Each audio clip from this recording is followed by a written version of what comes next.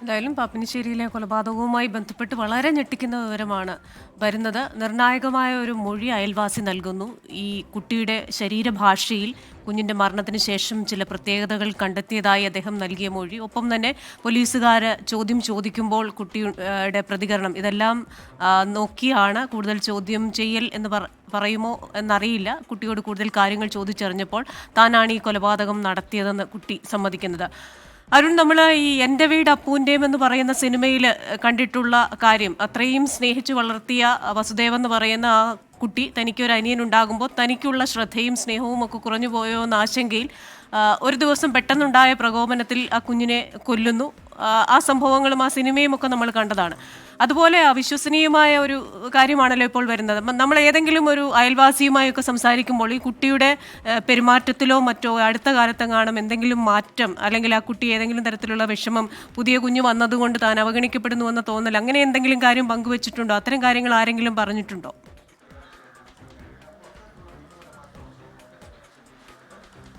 Christina, ഇവരുടെ ബന്ധുക്കൾ ഉൾപ്പെടെ നേരത്തെ ഇവിടെ ഉണ്ടായിരുന്നു. അങ്ങനെ എന്തെങ്കിലും ഈ കുട്ടിയുടെ സ്വഭാവത്തിലോ അല്ലെങ്കിൽ എന്തെങ്കിലും അങ്ങനെ ഒരു മാറ്റം ഉണ്ടായതായി ആരും തന്നെ പറഞ്ഞിട്ടില്ല. പോലീസിനും അങ്ങനെ തോന്നിയിട്ടില്ല. പക്ഷേ ഈ മൊഴികൾ, പ്രധാനപ്പെട്ട ചില മൊഴികളിലാണ് പോലീസിന് ചില വൈരുദ്ധ്യങ്ങളൊക്കെ തോന്നിയത്. ആദ്യ പ്രാഥമിക അന്വേഷണത്തിൽ തന്നെ ഈ കുട്ടിയുടെ മൊഴി രാവിലെ തന്നെ പോലീസ് രേഖപ്പെടുത്തിയിരുന്നു. അതോടൊപ്പം തന്നെ ഈ മാതാപിതാക്കളുടെയും മൊഴി രേഖപ്പെടുത്തിയിരുന്നു.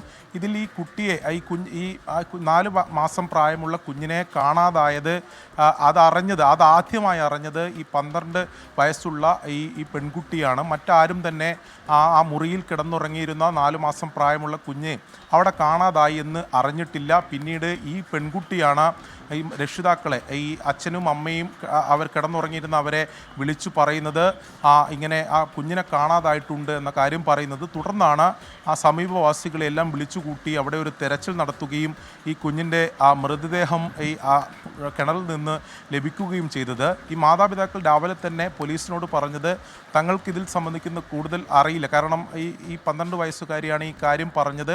ഞങ്ങൾ കണ്ടിരുന്നില്ല, ഈ മിസ്സിംഗ് ആയത് ഞങ്ങൾ ആദ്യം കണ്ടിരുന്നില്ല എന്നതാണ് രക്ഷിതാക്കൾ പറഞ്ഞത്. അവിടെ തന്നെ പോലീസിന് ചില സംശയങ്ങളുണ്ടായിരുന്നു. പിന്നീട് വിശദമായൊരു ചോദ്യം ചെയ്യലിലേക്കും അന്വേഷണത്തിലേക്ക് കടന്ന ഘട്ടത്തിൽ തന്നെ പോലീസിന് ഇതിൽ വ്യക്തമായി, ഇതിൽ ഈ 12 വയസ്സുകാരിയാണ് ഈ കൊലപാതകത്തിന് പിന്നിൽ എന്ന കാര്യത്തിൽ ഒരു വ്യക്തത പോലീസിനെ സംബന്ധിച്ചിടത്തോളം ഉണ്ടായി. അതിൽ ഇനി എന്താണ് കാരണം എന്ന് സംബന്ധിക്കുന്ന ഒരു അന്വേഷണത്തിലേക്ക് എന്തായാലും പോലീസ് കടക്കും. പോലീസിനെ സംബന്ധിച്ച് അതിൽ കുറച്ചുകൂടി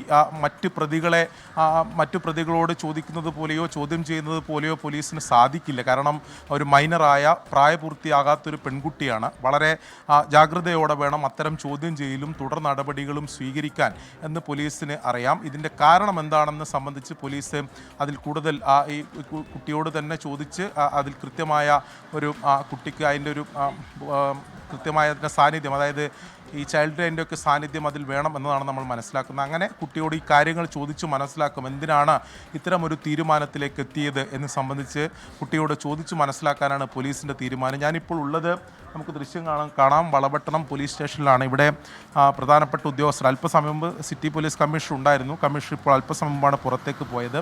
ഇപ്പോൾ ഇവിടെ SHOയുടെ ചുമതലയുള്ള ഉദ്യോഗസ്ഥൻ ഉൾപ്പെടെ ഇവിടെ എത്തിയിട്ടുണ്ട്. എന്തായാലും തുടർ നടപടികൾ സംബന്ധിച്ച് പോലീസ് ഈ കാര്യങ്ങൾ വിശദീകരിക്കും. എന്താണ് സംഭവിച്ചതെന്ന കാര്യത്തിലും പോലീസിൻ്റെ കൃത്യമായ ഒരു വിശദീകരണം അല്പസമയത്തിനകം ഉണ്ടാകും എന്നതാണ് നമ്മൾ മനസ്സിലാക്കുന്നത്. എന്തായാലും വളരെ ഞെട്ടിപ്പിക്കുന്ന, അല്ലെങ്കിൽ നമുക്കൊന്നും ചിന്തിക്കാൻ പറ്റുന്നതിനപ്പുറത്തേക്കുള്ള ഒരു സംഭവം തന്നെയാണ് ഈ പാപ്പിനിശ്ശേരിയിൽ ഇന്നലെ രാത്രി ഉണ്ടായിരിക്കുന്നത്. ഈ സംഭവവുമായി ബന്ധപ്പെട്ട് പോലീസ് ഇപ്പോൾ പറയുന്നത്, അങ്ങനെ ഇന്നലെ രാത്രി ഏകദേശം ഒരു 11 മണിയോടെ ഈ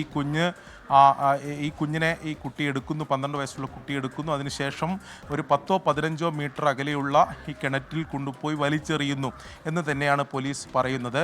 അതിനുശേഷം ഈ കുട്ടി തന്നെ മുറിയിൽ തിരിച്ചെത്തി രക്ഷിതാക്കളോട് പറയുന്നു, ഈ മാതാപിതാക്കളോട് പറയുന്നു, ഈ കുഞ്ഞിനെ ഇവിടെ കാണാനില്ല എന്ന് പറയുന്നു. അതിനുശേഷം ഈ മാതാപിതാക്കൾ തൊട്ടടുത്തുള്ള ഇതര സംസ്ഥാന തൊഴിലാളികളെ ഒക്കെ വിളിച്ചു അവരുടെ ബഹളം കേട്ട് അവരെത്തുന്നു. അങ്ങനെ ഇവർ തന്നെ ആദ്യം ഒരു തെരച്ചിൽ നടത്തുന്നു. ഈ തെരച്ചിലിനൊടുവിൽ സമീപത്തുണ്ടായിരുന്ന മുറിയിൽ താമസിച്ച ഒരു ഉത്തർപ്രദേശ് സ്വദേശിയാണ് ഈ കിണറ്റിൽ ഈ കുഞ്ഞിനെ കണ്ടെത്തിയത്. അതിനുശേഷം പുറത്തെടുത്ത ഘട്ടത്തിലാണ് മറ്റ് നാട്ടുകാർ, സമീപ പ്രദേശത്തുള്ള മറ്റ് നാട്ടുകാരെത്തുന്നത്. ഈ നാട്ടുകാരെത്തിയതിൽ ഇതിലൊരു അയൽവാസിയുടെ മൊഴി കൂടി വളരെ നിർണായകമായിട്ടുണ്ട്. അയൽവാസി പറഞ്ഞത് കുഞ്ഞിൻ്റെ മൃതദേഹം പുറത്തെടുത്ത ഘട്ടത്തിൽ ഈ 12 വയസ്സുകാരിയുടെ ഒരു ശരീരപ്രകൃതത്തിലും സ്വഭാവത്തിലും ചില അസ്വാഭാവികതയുണ്ടായിരുന്നു, ചില സംശയങ്ങളുണ്ടായിരുന്നു എന്ന കാര്യം വ്യക്തമാക്കുകയും ചെയ്തിരുന്നു. അതിനുശേഷമാണ് ഈ കാര്യങ്ങളെല്ലാം പോലീസിന് ലഭിച്ച ശേഷമാണ് പോലീസിന് അതിൽ ഒരു ചിത്രം അല്ലെങ്കിൽ ഒരു വ്യക്തത പോലീസിനെ സംബന്ധിച്ചിടത്തോളം ഉണ്ടായത്. അങ്ങനെ നടത്തിയ തുടരന്വേഷണത്തിലാണ് ഇപ്പോൾ ഇതിൽ വളരെ ഞെട്ടിപ്പിക്കുന്ന ഈ വഴിത്തിരിവിലേക്ക് എത്തിയിട്ടുള്ളത്. അരുൺ, അതോടൊപ്പം തന്നെ ഈ കുട്ടിക്ക് ഇപ്പോൾ 12 വയസ്സുണ്ടെന്ന് അറിയുന്നു. ഈ കുട്ടിക്ക് വിദ്യാഭ്യാസം ലഭിക്കുന്ന കുട്ടിയാണോ, സ്കൂളിൽ പോകുന്ന കുട്ടിയാണോ ഇത്? എന്താണ് ഈ കുട്ടിയെക്കുറിച്ചുള്ള മറ്റു വിവരങ്ങൾ? അത് എങ്ങനെയാണ് നമുക്ക് ലഭിക്കുന്നത്? കൃത്യമായ വിദ്യാഭ്യാസം ഉൾപ്പെടെ എല്ലാം ലഭിക്കുന്ന കുട്ടിയാണ്. നേരത്തെ സൂചിപ്പിച്ച പോലെ ഇവരുടെ സംരക്ഷണയിലായിരുന്നു ഈ 4 മാസം പ്രായമുള്ള കുഞ്ഞിൻ്റെ അവരുടെ മാതാപിതാക്കളുടെ സംരക്ഷണയിലായിരുന്നു ഈ കുട്ടിയും 12 വയസ്സുള്ള കുട്ടിയും കഴിഞ്ഞിരുന്നത്. കൃത്യമായി ആ കാര്യങ്ങളൊക്കെ വിദ്യാഭ്യാസം ഉൾപ്പെടെയുള്ള കാര്യങ്ങളൊക്കെ ലഭിച്ചിരുന്നു. നേരത്തെ നമ്മൾ സൂചിപ്പിച്ച പോലെ എന്തെങ്കിലും ഒരു മാറ്റം ആ കുട്ടിയുടെ സ്വഭാവത്തിൽ ഈ മാതാപിതാക്കൾക്കൊന്നും തോന്നിയിരുന്നില്ല. അവരുടെ ചില ബന്ധുക്കളൊക്കെ ഉണ്ടായിരുന്നു. അവർക്കോ അല്ലെങ്കിൽ മറ്റ് നാട്ടുകാരുമായൊന്നും അത്ര ബന്ധം അവർ പുലർത്തിയിരുന്നില്ല എന്നതാണ് നമുക്ക് മനസ്സിലാക്കാൻ സാധിക്കുന്നത്. അവിടെ അയൽവാസികളായിട്ടുള്ള, അതായത് ഇതര സംസ്ഥാന തൊഴിലാളികൾ ഒഴിച്ചു നിർത്തിയാൽ മറ്റ് നാട്ടുകാരുമായി അവർക്ക് അങ്ങനെ ബന്ധമൊന്നും ഉണ്ടായിരുന്നില്ല. പല അവിടുത്തെ പ്രദേശവാസികളും ഇവിടെ ആരാണ് താമസിക്കുന്നത് എന്ന കാര്യത്തിലൊക്കെ കൃത്യമായി അറിയാത്തവരൊക്കെയാണ് ആദ്യം അവിടെ ഒത്തുകൂടിയതെന്നൊക്കെ പറയുന്നുണ്ട്. അപ്പോൾ അങ്ങനെയുള്ള ആർക്കെങ്കിലും എന്തെങ്കിലും ഒരു സംശയം തോന്നാൻ പാകത്തിലുള്ള അത്തരം ബന്ധങ്ങൾ പ്രദേശവാസികളായിട്ടൊന്നും ഇല്ല എന്ന് തന്നെയാണ് നമ്മൾ ഇപ്പോൾ മനസ്സിലാക്കുന്നത്. എന്തായാലും പോലീസ് ആ കാര്യത്തിൽ എന്താണ് ഈ കാരണം, എന്താണ് മോട്ടീവ് എന്ന കാര്യത്തിലൊക്കെ പോലീസ് വിശദമായ അന്വേഷണം വളരെ ജാഗ്രതയോടെ നടത്തുന്നു. കാരണം ഒരു മൈനറായ ഒരു പെൺകുട്ടിയാണ് ഈ കേസിൽ ഇപ്പോൾ പ്രതിയായിരിക്കുന്നത് എന്നതുകൊണ്ട് തന്നെ പോലീസ് ആ കാര്യത്തിൽ മറ്റേതെങ്കിലും ഒരു ക്രിമിനൽ കേസിലെ പ്രതികളെ കൈകാര്യം ചെയ്യുന്നത് അല്ലെങ്കിൽ ചോദ്യം ചെയ്യുന്നത് പോലെ പോലീസിന് തുടർ നടപടികൾ സ്വീകരിക്കാൻ കഴിയില്ല. ഇനി എന്തായാലും നമുക്കിപ്പോൾ മനസ്സിലാക്കാൻ സാധിക്കുന്നത്, ഇപ്പോൾ വൈദ്യപരിശോധനയ്ക്ക് ശേഷം ഈ കുട്ടിയെ ജുവനൈൽ ജസ്റ്റിസ് ബോർഡിന് മുന്നിൽ ഹാജരാക്കും. അങ്ങനെ അവരുടെ പരിധിയിലായിരിക്കും പിന്നീട് ഉണ്ടാവുക എന്നതാണ് നമുക്ക് ഇപ്പോൾ മനസ്സിലാക്കാൻ സാധിക്കുന്ന. അത്തരം നടപടികൾ ഉടൻ തന്നെ ഉണ്ടാകും. പിന്നീട് ഇതിൻ്റെ കൂടുതൽ വിശദാംശങ്ങൾ എന്താണ് കാരണം സംബന്ധിച്ച് പോലീസിനൊരു വ്യക്തത ഉണ്ടായിട്ടുണ്ടോ എന്ന കാര്യത്തിൽ ഉൾപ്പെടെ ഉദ്യോഗസ്ഥർ അല്പസമയത്തിനകം ഒരു വ്യക്തത, അതിനൊരു വിശദീകരണം. മറ്റൊരു കാര്യം, ഈ 12 വയസ്സുള്ള കുഞ്ഞ്, അപ്പോൾ 12 വയസ്സുള്ള കുട്ടി എന്ന് പറയുമ്പോൾ അതും ചെറിയ കുഞ്ഞാണ്. അപ്പോൾ ഈ 4 മാസം പ്രായമുള്ള കുഞ്ഞിനെയൊക്കെ എടുക്കുമ്പോൾ അത് ശരിയായ രീതിയിൽ എടുക്കുകയൊക്കെ വേണം. അതുകൊണ്ട് തന്നെ മുതിർന്നവരുടെ സാന്നിധ്യത്തിൽ മാത്രമായിരിക്കും പല വീടുകളിലും ഈ ഏജിലൊക്കെയുള്ള കുട്ടികൾ, മുതിർന്ന കുട്ടികൾ ചെറിയ കുഞ്ഞുങ്ങളെ എടുക്കുമ്പോൾ അതിനൊരു ഗൈഡൻസ് ഒക്കെ കൊടുത്തായിരിക്കും. അപ്പോൾ മുൻപും ഇതേപോലെ ഈ കുട്ടി എടുത്തുകൊണ്ട് പോയിട്ടുണ്ടോ, അല്ല പെട്ടെന്ന് ഒരു ദിവസം അങ്ങനെ ചെയ്യാത്ത ഒരാൾ പെട്ടെന്ന് എടുത്തുകൊണ്ട് പോയതാണോ എന്നുള്ള ഒരു സംശയം തോന്നിയതുകൊണ്ട് ചോദിച്ചതാണ്. ക്രിസ്റ്റീന, ഇതിനു മുമ്പൊന്നും അങ്ങനെ ഒരു ശ്രമം നടന്നതായൊന്നും പോലീസ് പറയുന്നില്ല. എന്നെങ്കിലും അത്തരം വിവരങ്ങളൊന്നും പോലീസ് ഇപ്പോഴെന്തായാലും പങ്കുവെക്കുന്നില്ല.